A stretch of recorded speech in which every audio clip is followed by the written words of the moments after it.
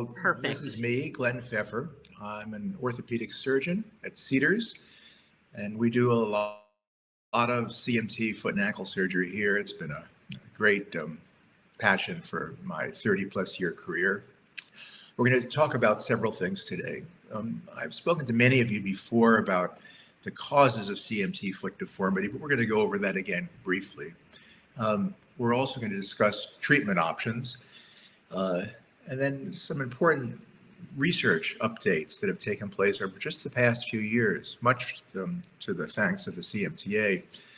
And then we're going to discuss some personal issues with patients, and then I have a special announcement at the end, which I told many of you about. Let's just see here. There we go. Now, a lot of what I'm talking about is outlined very clearly on the Instagram site that I started at the encouragement of several CMT patients. And you can find that at Charcot-Marie-Tooth Surgery on Instagram. Let's just see here. Now, let's go through this. There are 20 muscles in the foot, and each muscle is like a rein on a horse. It pulls the joints and bones in different directions, so that's a pretty complicated structure. The key muscles that we want to know about are the tibialis anterior. This is the one that gets weak when you have CMT, at least often gets weak and causes foot drop. Another key muscle are the toe extensors. These lift the toes, obviously, but they're important because we've developed a novel treatment for correcting foot drop by using the toe extensors. It's very effective in certain patients.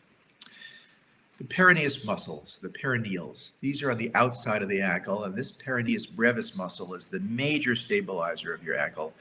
And when you feel like with every step you're spraining your ankle, it's because this muscle is so weak. And then perhaps the key blessing and curse of CMT, the posterior tibial tendon muscle. This is the one on the inside of the ankle, and when it's strong, it's what contributes to the foot twisting inward. But when it's strong, we can also use it to help reconstruct the CMT foot problems. This is a real three-dimensional image of a CAT scan of somebody's CMT foot. Heel's turned in, the front of the foot's crooked, but there are 33 joints in the foot. So if you have those muscles pulling abnormally, think how easy it is to get tremendously odd shapes of a foot with 33 articulations. The elbow, if we had a problem with muscles, all you could really be is straight or bent. With the foot, you can get very unusual curves and twists in. So what causes the CMT problem that many of you may have or know someone who has? Well, it has to do with some of the muscles being strong and some being weak. That's just the nature of Charcot-Marie-Tooth disease and how it affects the axons or the myelin of the nerves. And when they're weak, you get uneven pulls on those 20 different reins. Think how hard it would be here if just one rein got cut, what would happen? But with the foot, you have 20 different reins, and that leads to these abnormal postures of the foot. Now, many of you can't move your foot at all. You have a more advanced CMT below the knee. And in a way, that paralysis can be a blessing because at least it gives you a flat foot. You can wear a brace very comfortably. Here, with the reins and the muscles abnormally balanced, most of the people that have problems with their CMT foot get this type of deformity, and it's about 70%.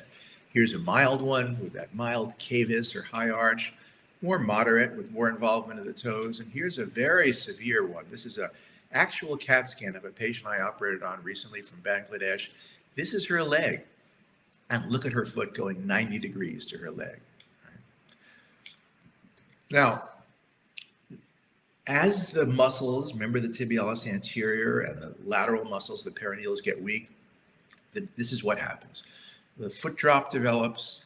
It feels like someone is walking unstable and the foot becomes very crooked. And it's this crooked foot that's such an impairment for people. The simple instability of the ankle you can accommodate for, but the crooked foot's so difficult.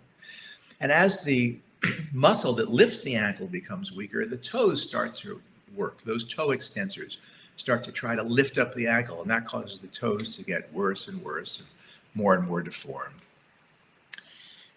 You have calluses because people walk on the side of their foot. And this person had been walking so much on the side of the foot, they developed this fracture because it's just too much pressure. The body said, no, I can't take it anymore. And the bone started to crack. I bet you some of you had that. Now, a flat foot provides absorption and accommodation to uneven ground. It makes it very effective to walk on uneven surfaces. A CMT foot doesn't. So it's really like walking along, I think, or driving along in a car that has no shock absorption whatsoever. It's painful. People with CMT ask me, and a foot like this, will my pain get better? I've been told that it's my neuropathy that causes the pain. Well, it is the neuropathy that can cause the pain, but I would dare anyone to walk on a foot like this and not have pain, even if they don't have CMT. So people do complain of improved pain after straightening out that foot. Now, the issue of braces versus surgery comes up all the time, but it's really not braces or surgery. It's really braces and surgery for different people in different situations. Clearly, the first thing you want to do is just start with some simple shoe inserts and some shoe modification. Many a CMT patient has been able to get by wearing a high-topped boot, a motorcycle boot or a woman's dress boot, as long as their foot's flat on the ground and not crooked, right? Now, I want to make this really clear. AFOs are great. I probably refer 10 patients, if not 12 to 15 patients for an AFO rather than having surgery. They help stabilize the foot, and if your foot can be brought flat in the ground in the brace, it's a godsend. Look at this gal. She's paralyzed below the knee. She can't walk without holding on to the wall. Her foot's flat on the ground, and no one would ever consider, I'd never consider operating on her for any reason. And look how beautifully she does in this brace. And there's so many braces like this now, these ground reaction braces. And they store energy as we walk, and they allow you to spring forward. So these are the way to go if your foot's flat. But what about this gal? She comes in and she said, well, I've been in pain for most of my life. I forget where she was from, perhaps the Midwest. And she said, is there anything that can be done for me? Because my brace hurts. Could this brace possibly be doing good for somebody? Well, it's better than nothing, but that foot can't do well in a brace. Don't put braces on crooked feet. Here's a lad from Oklahoma that we're going to be operating on. Look at his left foot. Yeah, he gets by. He's a young fellow and he pushes through. But look at the callus he's getting. He gets tired. He gets pain. That's not the foot you want to keep. If you have a foot like that and you're in a brace, please at least consult with a surgeon to ask them if there's something they can do to help. These two people, Sarah had been in a brace, so she's 17 on the left for her whole life. On the right side, this gal's in Australia. She said she couldn't find anyone who wanted to operate on her. That's not right. That's not the way to go.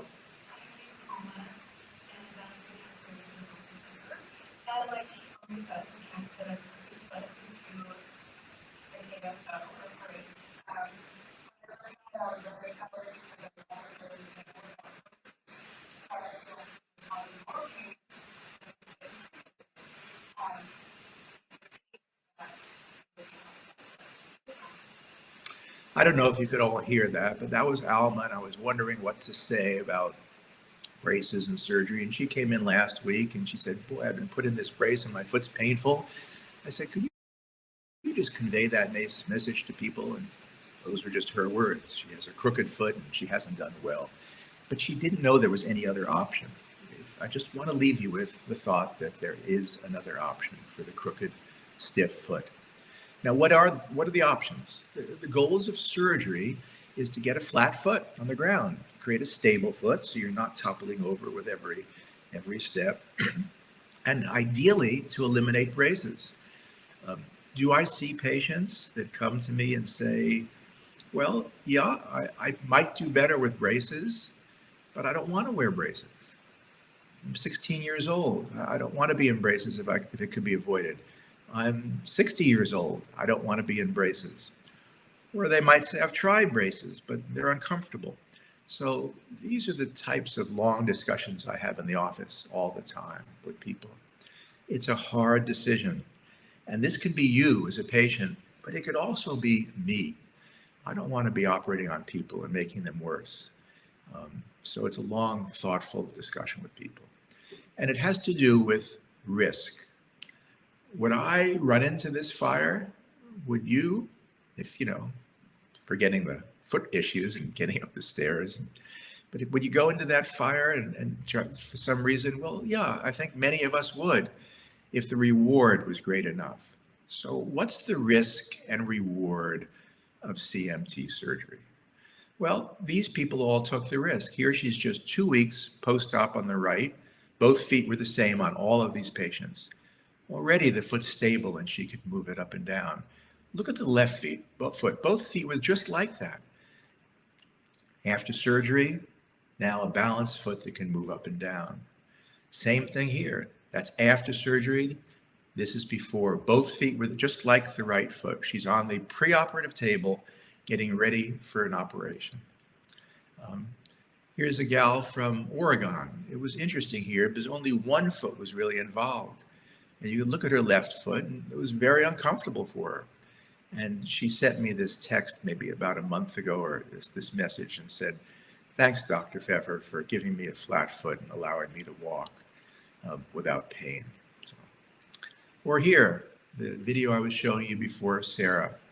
Many of you have seen this. I've shown it before, but it so typifies the problem of trying to brace a crooked, painful foot. All Sarah wanted, she said, was to walk down the high school aisle without holding on to her father. And ultimately, she got a lot more. She's off at law school. She wrote to me that she was waiting tables at a pizzeria. I couldn't hope for more. Now, this fellow was from Israel. Both feet were like the left feet. He'd been tried in braces. He'd been put in a wheelchair. I don't think he's going to get much motion on the right foot or the left foot, but at least that right foot can now be put in a brace, and he can do very well. He couldn't before. I don't know what people were thinking to try to put him into a brace. Now, look at May. She's 7. Nobody in her town on the East Coast said she could be helped. They said she had to be braced the rest of her life. Here she is at 7 years old, 7 months ago. Look at her left foot. Even in a brace, she was uncomfortable. So she came here. The family was very brave. It was a lot of responsibility. They trusted me. But here she is. I just spoke to her. Here she is on the same beach recently, 7 months after surgery. And here I just spoke to them Friday night in their house. It's a little clip of how she's doing. There's no question here, is there, of what the right thing to do. And when you talked about risk reward with a 7-year-old, what the right approach was. Let's just see here. Excuse me. Now, you don't have to have a tremendously twisted foot to not do well with braces. This fellow doesn't look so bad at first blush, does he? He's a physician from India, but he's actually just completely miserable with things. He can't do his rounds. He has pain in his foot, and he's walking on the outside of the border of his foot, and he's hoping to be able to come here for surgery, although it's very difficult to make that trip. So here's what I'd like you all to do, if you wouldn't mind. You don't have to do it right now, but this is being recorded. I just want you to do a little self-assessment. When you get a chance, I want you to take your socks off, and I want you to take a look at your foot.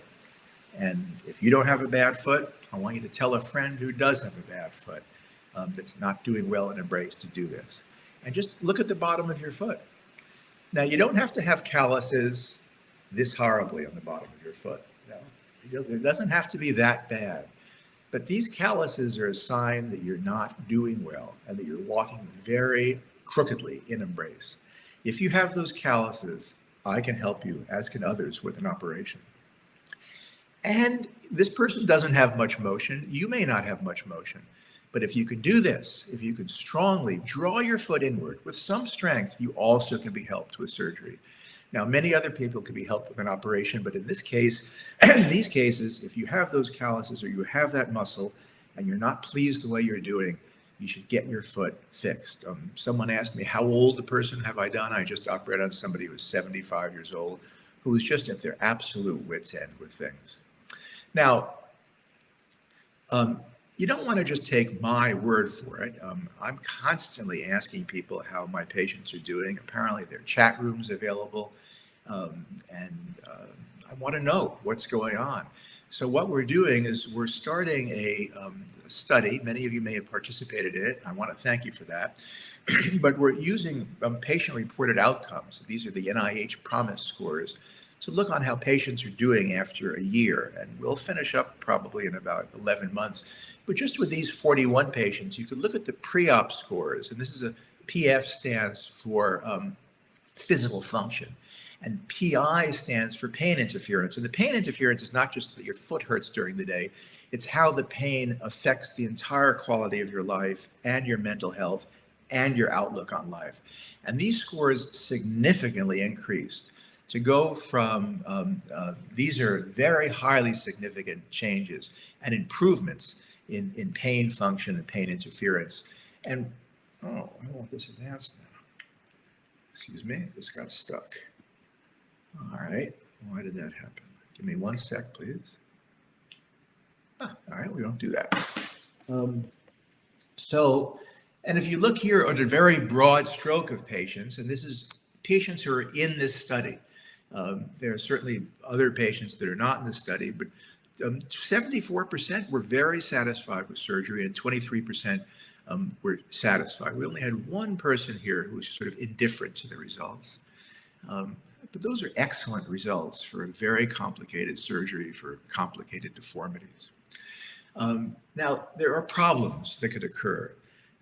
This is not a bed of roses. It's a difficult thing for a patient to do. It's difficult for me to do.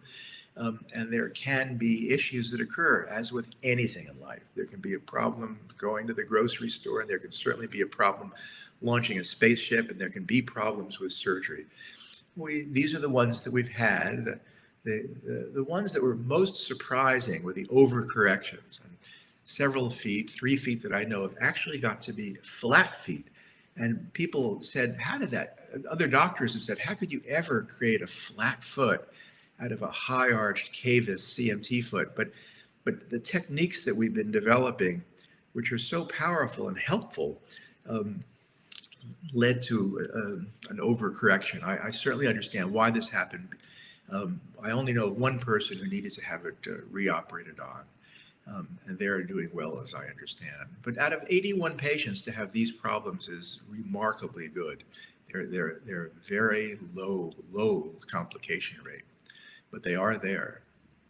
So overall, when we look at CMT foot surgery, and I think that those are the preliminary results from our very objective scientific study that we'll submit to an academic journal, the results are excellent. Now, what about disease progression? People ask me, well, why should I have an operation and then if it's going to get worse? But if you start with a foot like this that's circled and you get worse, you end up much more impaired. But if at least we can get you to a foot like this, and this is the same boy, the one foot I've operated on, one foot I haven't. If you start from a flat foot that's functioning and moving without a brace, if God forbid he gets worse, he's still going to be in a much better position than if he left it the way he had it before. Now, the operations, as I said, are complicated. This person needed 15 different surgeries. And that's a formidable problem, but we do more CMT surgery at Cedars than anywhere else I know in the United States. And here, I can at least speak for myself. We have a lot of understanding of it.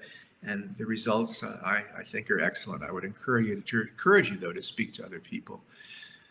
We've done a lot of research here on CMT. In the past 2 years, we've published more CMT research than I think anywhere else on the planet. It started, this is an important paper that we published with a generous grant, a wonderful grant from the CMTA, on getting other doctors together who have some interest in CMT and trying to come up with a consensus statement. What I'd encourage you to do is to take this paper, find it, and then speak to your surgeons locally and show it to them and about what some group of experts suggested. Now, what a silly slide to put up, right? But why is it up? It's up because let me just look at something here. It's up because that's exactly what a CMT foot looks like. It's twisted, it's curved, and it's a very difficult foot to study because it has so many different types of shapes to it. If we were going to study again an elbow problem, there are really only two planes of motion to analyze, just up and down. But with the CMT foot, you have multiplanar, curvilinear problems to analyze. So if we want to, one day, my goal is to scan the CMT foot into a CAT scan, have a three-dimensional image, and be able to say, hey, Siri, hey, Alexa, what's the best way to correct this foot? Here are three options, Siri will say. Let's take option B, the surgeon will say.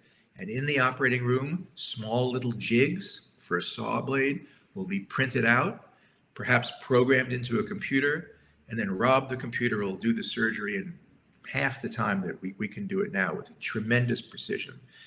But we're far a ways from that. And my guess is that there won't be many CMT feet to operate on by the time that comes around, because hopefully there'll be a cure and you won't be needing me or any other surgeon. But for now, that would be a wonderful thing to have. And that's what we're trying to work toward in some very simple way. And we started that with another grant from the CMT, CMTA, which really got this all started, was looking at 3D prints and how to correct these complex deformities. I did this with Dr. Michalski in 2018. We won an international prize for this. This was taken on the same year by one of our residents, Tanya Ahn, looking in more detail on how to correct the heel, which is one of the biggest problems, as you all know, that heel being turned inward. We then, in 2020, did research on how to use those toe extensors. Remember, we talked about that. So when everything else is gone, if you have strong toe extensors, you still could be out of a brace, using them to lift up the ankle. And I'm most proud of our two most recent accomplishments. These were just accepted for publication last week, and these are all published in Foot and Ankle International, which is the most prestigious foot and ankle journal there is in the world. The first one is on abnormal bone morphology, and I've always suspected that because of the abnormal pull, those reins being unbalanced on the CMT foot as someone develops, that the bones are actually misshapen. It's not just the joint that's twisted, it's actually the bone is a different shape than normal people. So we looked at that, and we also did a deep dive in what's happening in the middle of the foot. How is it that the foot is so twisted in the CMT patient of the types that we're talking about? And we really came up with remarkable results that are unprecedented. We use software of the type that NASA or Boeing uses to analyze curves and radius of curvatures and shapes. You can't do this with just a simple two-dimensional CAT scan. And we worked with a company in Finland. It was just fortuitous that we met. And you're not going to understand these results that have come up. And honestly, we don't understand them all already. But they're incredibly pertinent to how we do the bone cuts and how we correct the CMT deformity. Understanding the extreme curvature and complexity of what's happening in the bone. We're just getting better and better because of understanding this. And for the second paper, it looked, again, using this incredibly advanced software with mesh analysis. We looked at the curve in the middle of the foot.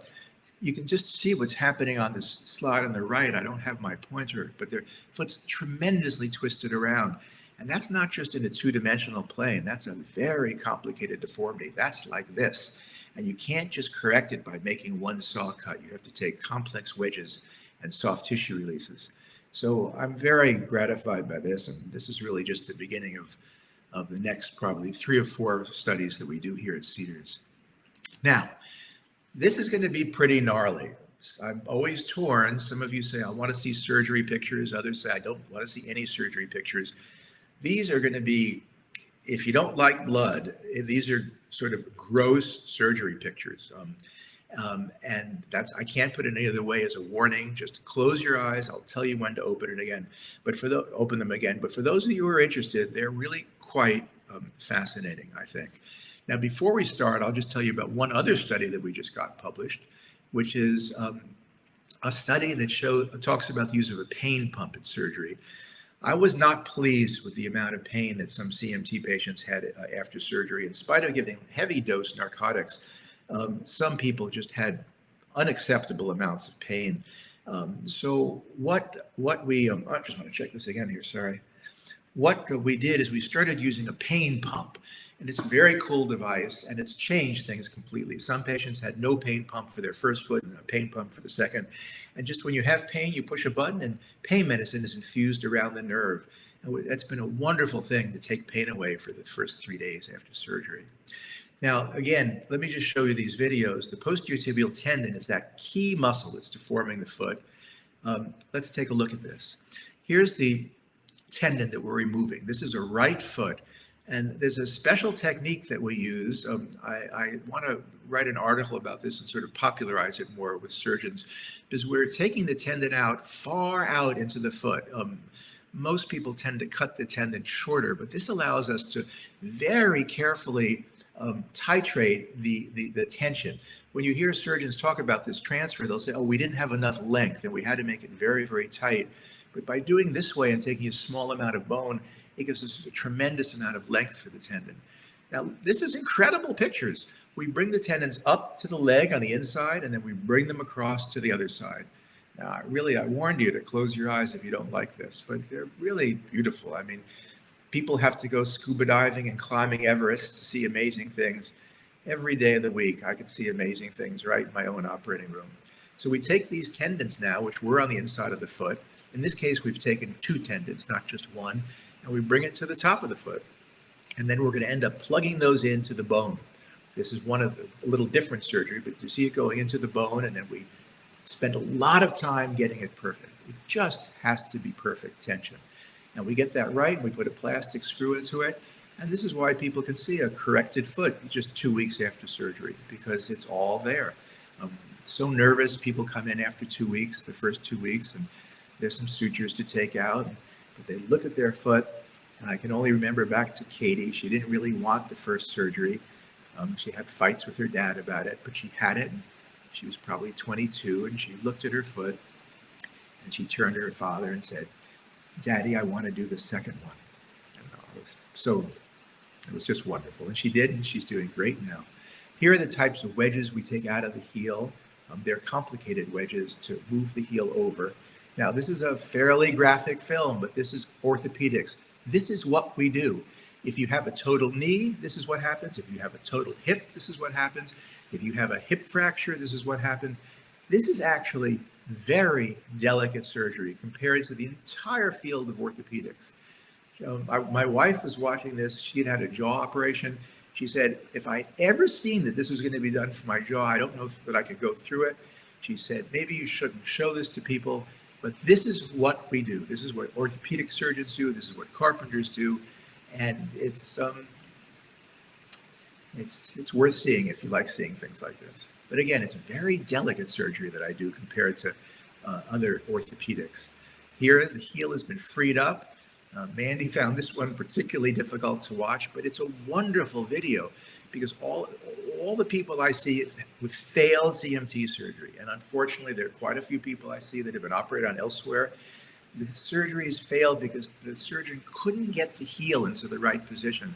But with this type of cuts that we do, funded in part by the CMTA grant that we had years ago, we understand how to do it. We move the heel over, we put some screws in, we shift it, and you've got a new foot.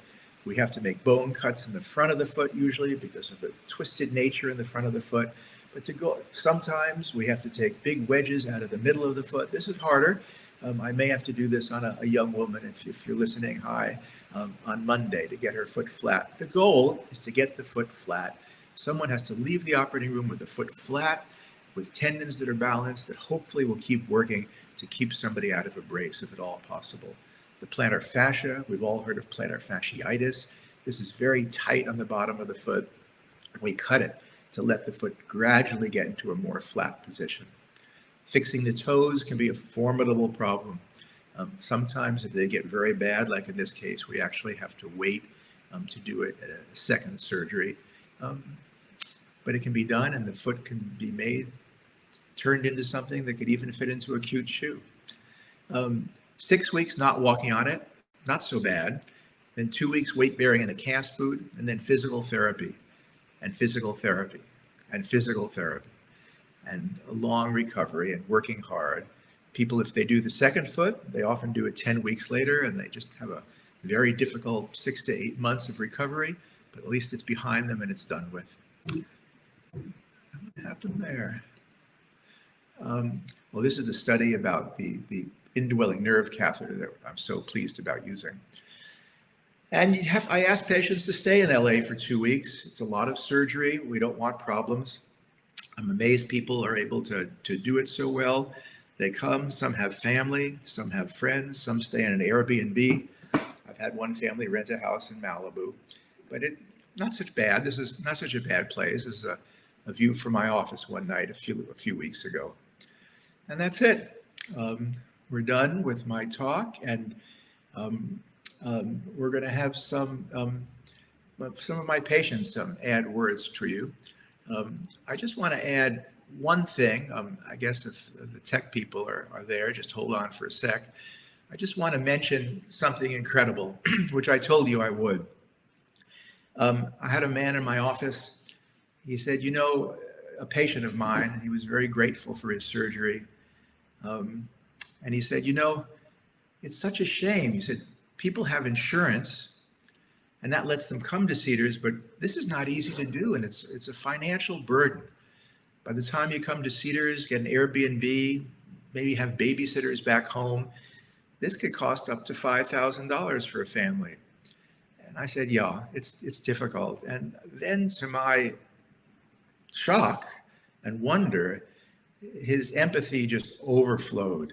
And he said, well, I want to set up a CMTA patient support fund. And for the sake of time, I'm not going to go through this, but it basically provides for people in the United States to have their expenses covered up to $5,000 to come to Cedars for an opinion or for surgery.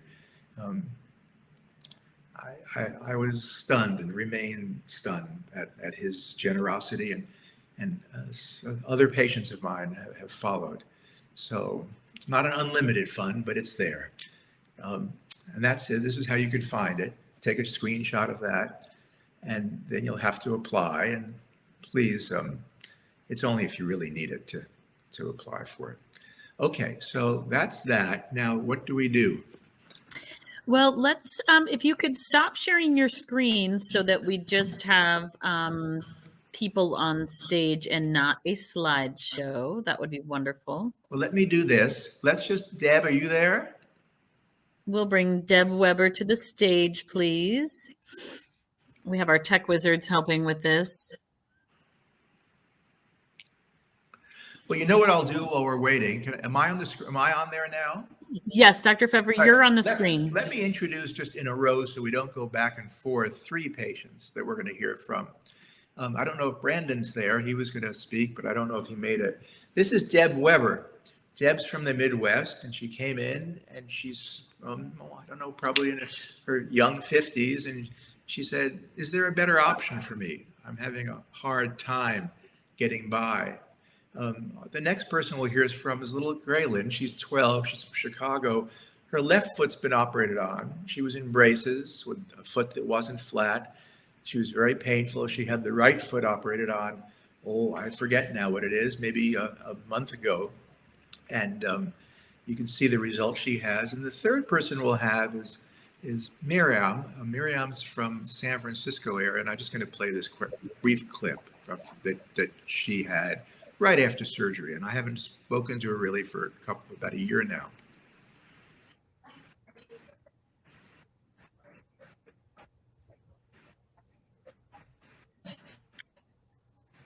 Did you share your screen again, Dr. Pfeffer? Because we won't be able to see it. Oh, so you didn't see any of these? No, so you'll have to share your screen again if you're pulling something up from your computer. Oh, we can just go to this. Share my screen is here. Oh, sorry. Present to audience. Let me go through it just quickly, so I think it'll put things in context. Okay, sorry. Have you shared it? It's coming up. Okay, and then I'll get off here forever. No. All right, here you go. So can you see this? Yes. So this is Deb we're going to hear from. She's been in braces for a long time. I'll be quick. She said, is there a better option for me than being in these braces? I think a lot of you know Deb from the CMTA. This is Graylin. She's 12. I operate on her left foot. She was in braces. She couldn't walk without pain. She was having a hard time in school. We operated on the right foot a month ago. We could hear about her experience. The left foot here has been operated on about like 6 months before. And this is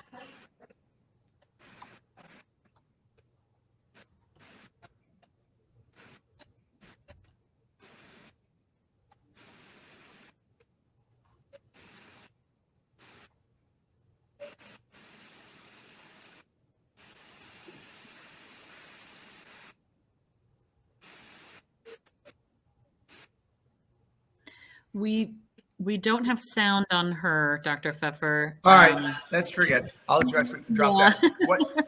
What did you have sound? It doesn't really. Well, we have. But Miriam said was was in the office and she said she can't wait to see if the surgery helped and to walk without a brace and to walk without pain. So let's just hear from her and I'll stop with those things. Okay. Okay, so if you want to stop sharing your screen, and we have Deb Weber on stage. We are trying to find Miriam and Graylin in the event, but we're not seeing them at this time, so we'll keep looking. But we have Deb Weber here in the meantime. Welcome, Deb. Good to see you. Thank you, Laurel. Good to see you as well. Dr. Pfeffer, hello. It's great to see you. How are you? I just want to talk a little bit about my experience, right? I was in a place where things were progressing quickly. I had been in those braces that you saw, which were not my best friends, right? And the last, there was always a rub, right? There's a rub here, there's callus there. You're going to your orthotist and, I'm saying to him, what can we do? What can we do? And he kind of puts his hands up and says, there's nothing else we can do. And so I go to the CMTA website and I start to say, okay, surgery, what are my options here? And I find Dr. Pfeffer from actually, I think it was last year's family patient conference. And what struck with me was when he said, don't put your feet in these braces. And I was the perfect example of having very, very crooked feet, going in braces, like putting a square peg in a round hole, really. And so I just want to talk a little bit about the experience. I reached out to Dr. Pfeffer. You make a video, he looks at the video, Dr. Pfeffer got right back to me. And it's really a great process. One of the things that I would like to do in the future is I would like to work with the CMTA leadership team to make a forum and a toolkit, if you will. So we're not always recreating all of us the wheel, right? Where should I stay? How long will it, when can I go back to work? All of these things that we've probably all asked Dr. Pfeffer and we all have the answers, but I would love to have a place for us to share. Where should I stay? What happens if I get an Airbnb and then I can't get in it? How many pictures should I ask for? How long am, all of these kinds of questions. For one, I lead the Madison branch. I would love for you to reach out to me if you do have questions about it, but I would also love to be part of building this toolkit for future patients of Dr. Pfeffer. So, are you able to hear me, Deb? Am I on? Yes. Oh, and people can see me too? Yes. Yes. Oh, that's very impressive. Sorry to interrupt. I was just going to say that those are wonderful thoughts. And with the patient support grants that are available now, it'll be more important than ever. I spoke to a man in Arkansas recently, and he certainly needs an operation. He has very deformed feet. He can't find anybody there. He has health insurance through his work and union. But he said, I can't get a bus ticket, Dr. Pfeffer, into town. He said, we're not going to ever meet each other. But now that may be able to be possible for him, but he certainly needs the help of someone like you to let him know how to do it. He said he'd been on a plane once to go to his daughter's graduation or something like that. Great. Well, and I can't say enough great things about Dr. Pfeffer's staff Sue and Sal. They're going to walk you through the steps, right? Tell you what to expect. I'm a planner. I didn't want to book anything until I had a pre-authorization for my insurance, and Sal said, honey, you got to go book everything because we're not going to have that until, way later. And so, you have to put some trust in his staff, which I can't say enough great things about, really. I also want to touch a little bit on the pain pump. Pain pump should be your friend. It really is a very cool thing. They're putting 3 different leads, if you will, into your nerves. They send you home with a little IV bag that's in a fanny pack. And really, there was one moment where I sort of hit the wall, but it was brief, and pain pump for 3 days. And it's brilliant. That's perfect. So, Deb, I have a question. If you had to pinpoint sort of in one summary why you waited so long to make that decision to have surgery, how would you explain that? Ignorance. I also think that the person that was sort of my go-to, I don't think he's a big surgery guy, right? And I just also don't, your progression is happening, you're living with it daily. And so I don't think that until it gets to a place where you're like, whoa, right? I don't think that you kind of recognize it, right? And I also think now that I've had this and I'm looking at all of the examples that Dr. Pfeffer is giving, don't wait until you get so bad. I know when I first reached out, he said, oh, I hope it's not too late. And then I had this terrible feeling. So reach out sooner rather than later. And if you're not a candidate, Dr. Pfeffer will tell you. Well, there's real truth in that. In others, we had to do a lot more with you and do some fusions because it had gone on for so long. First, we have to correct soft tissue. Then if it goes on longer, into the 20s, usually 30s, we have to do a lot more bone cuts. And then by the time somebody's in their 50s, 60s, we may have to do some limited fusion. And then ultimately what happens is the ankle opens up and becomes arthritic. And that's a whole other very difficult problem. Laurel, how much time do we have? Well, we actually only have about 3.5 minutes, and Miriam and Graylin are here if we need them. Well, let's do it. Let's just hear briefly from each. Miriam, do you have a? I'm gonna bring Miriam to stage, and then we'll end with Galen. But Miriam, do you have a 90-second message for everyone? Hi, can you guys hear me? Yes. I am just extremely happy overall with doing the surgery. I'm so glad that I did it. So much confidence, walking out of the house, going to the store. I mean, if I can sum it all up, I am extremely happy with the results.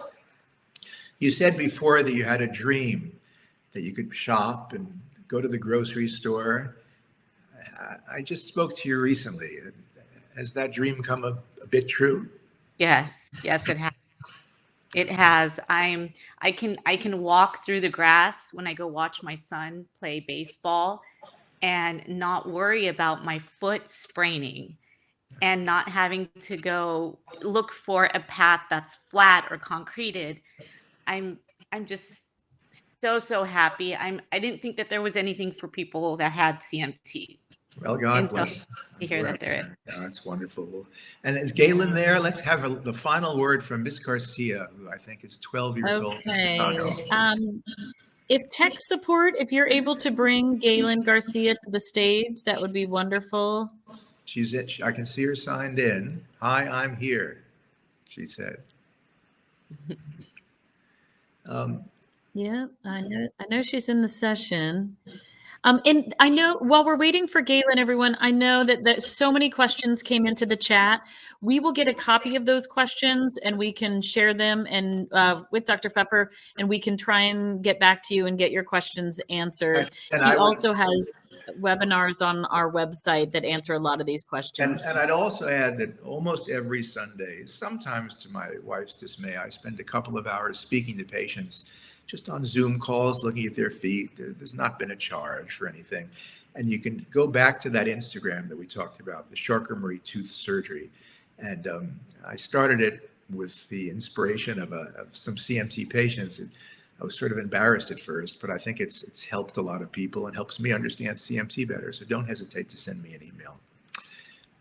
And so Galen. Well, think we're having some technical issues with Galen. Galen, I know that you're in here. I'm so sorry that we are struggling on our end to bring you to the stage. We thank you for your willingness to come up and chat. And Dr. Pfeffer, I just want to thank you for all that you do for patients with CMT to greatly improve our quality of life through surgical options, and also your honesty during the evaluation process about whether you're a good candidate for surgery or not. So thank you. Well, it's an honor to work with my patients and with the CMTA. Well, thank you for being here today. So everyone, the session will end. And when it ends, you'll see at the top of your screen that you can choose the session button and navigate on over to the next session. So thank you for being here. Bye, everyone. Thanks, Dr. Pfeffer. Thank you. Bye.